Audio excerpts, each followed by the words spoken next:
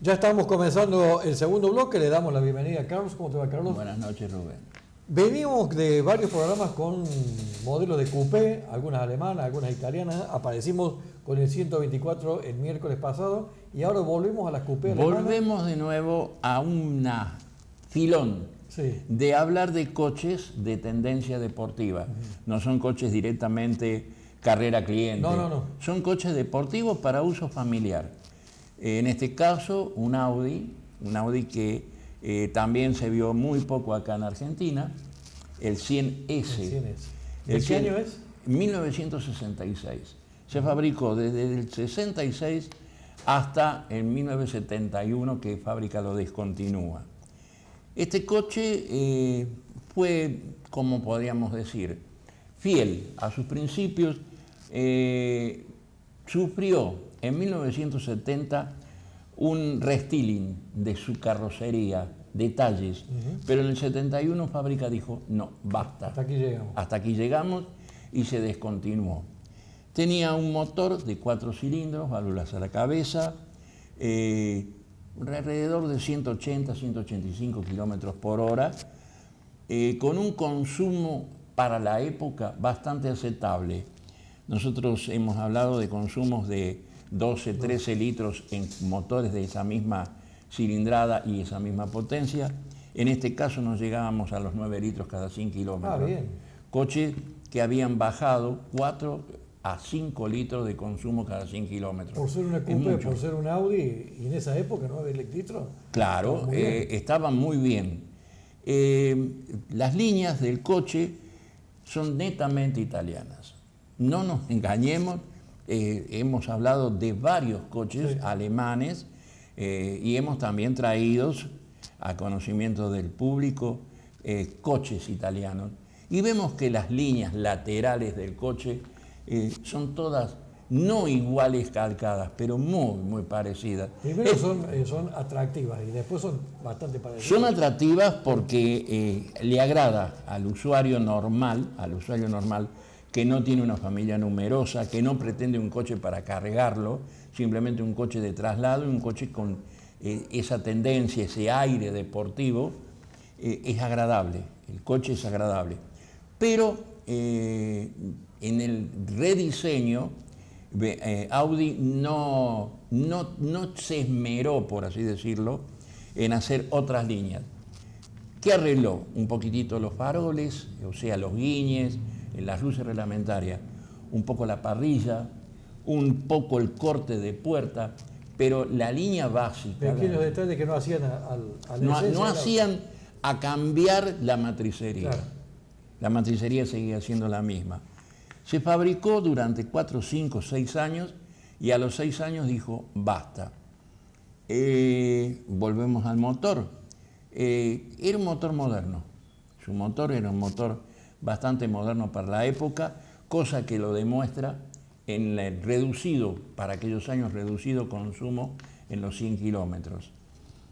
El coche, en cierta forma, Audi quiso imitar o penetrar un mercado que para aquellos años para el coche alemán estaba un poco cerrado, Estados Unidos, y también el resto de Europa. El resto de Europa quiso infiltrarse con una marca considerada muy buena en el mercado europeo, con el coche alemán. Lo logró, entre comillas, lo logró. Lógicamente, ya el coche era más caro que el coche producido en Italia. Importar un coche alemán ya le era más caro, pero estaba el usuario que pretendía ese tipo de mecánica o ese tipo de coche y se vendió. Se vendió bien, no es que el público no lo aceptó, no, al contrario, el coche se vendió bien, tuvo quizá una aceptación mayor que el BMW, que hemos desarrollado acá el tema, pero también a los pocos años lo descontinúa. Tenemos algunas formas de destacar que el motor era 1871 centímetros cúbicos, 115 caballos de fuerza a 5.500 revoluciones. Se fabricó exactamente hasta 1976, o sea que se fabricó 7 años prácticamente, tenía 2 carburadores. En 1973 se trató de hacerlo un poquitito más deportivo al coche. Se le dio una elasticidad al motor que quizás no la tenía en un principio, pero eran detalles básicos porque no cambiaron el motor, simplemente actualizaron un poco la mecánica del motor. Eran detalles nomás que iban haciendo. Tenía 2 cajas, una a pedido del comprador, manual de 4 cambios, y después una caja automática también de 4 cambios. Ya en aquellos años la caja automática en Europa era normal. Era normal. Frenos a discos adelante, tambor atrás, tenía frenos a disco adelante y frenos tradicionales tambor atrás. Pesaba 1185 kilos, que no era mucho para la época. Está bien, un buen peso. Y volvemos, que no llegaba a los 9 litros de consumo a los 100 kilómetros. Pero, Fábrica en su momento aconsejó a aquellos usuarios que pretendía que este vehículo, esta coupé, fuera una tendencia más deportiva, fuera un coche más ágil, que no con esto quiero decir que no fuera ágil, simplemente estuvo siempre el que quiso tener el coche para destacarse en la salida de un semáforo, aquel que le pide al coche a veces cosas que de fábrica no las da. Un equipo donde se cambiaba la distribución, donde se cambiaba la puesta a punto, por así decirlo, del motor, autorizado dentro de los límites de fábrica para instalarse.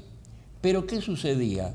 Si bien el motor se potenciaba, se reducían también ciertas virtudes de este motor, principalmente el andar en baja, y se disparaba terriblemente el consumo. Se potenciaba el consumo también. Se potenciaba el consumo. A tal punto que la historia, los que desarrollan la historia de este modelo, dicen que en uso normal el coche era económico, no llegaba a los 9 litros en los 100 kilómetros en uso mixto, parte ciudad, parte ruta. En este caso el consumo se disparaba a los 17 litros.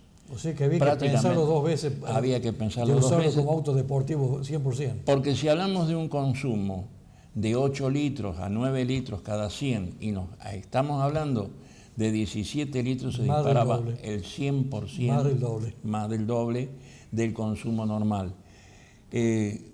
Volvemos al tema, que para tener potencia hay que hacer como hacía Bentley, que aumentaba la cilindrada, o si no, como hacía Ettore Bugatti, que potenciaba los motores. Exigía a motores pequeños a llevarlos a potencias bastante altas para aquellos años, pero con el consumo. No hay potencia sin consumo. No, seguro. Carlos, evidentemente le estamos mostrando a nuestra teleaudiencia un vehículo realmente más que particular, máxime que Audi de pronto ahora en esta época se ha hecho, al menos en nuestro país, mucho más popular de lo que era antes. Muchísimo más popular. Nosotros conocimos Audi a través de revistas, a través de cosas deportivas. Sí. Era una rareza verlo por la calle. El Audi acá en la Argentina era una rareza. Hace unos años empezó a llegar y creo que es una marca que no necesita propaganda. Creo que al nombrar a Audi se hace la propaganda solo. No con esto quiero vender, no soy vendedor de Audi. Seguro. Carlos, creo que no querés todavía adelantar nada de lo que vamos a traer para los próximos programas. Mira, Rubén, creo que ayer en una conversación particular te dije que estaba desarrollando una idea sobre unos vehículos que en su momento yo usé y estoy usando. Quería hacer una pequeña nota, contar un poco de la historia, no hablar todas las veces de autos antiguos, sino hablar de vehículos que a gran cantidad de público en cierta forma le interesan. No le interesan en el sentido de tener uno, pero le interesa un poquitito. Porque lo ha tenido antes, tal vez. O lo ha tenido, claro. o en mente está por tenerlo.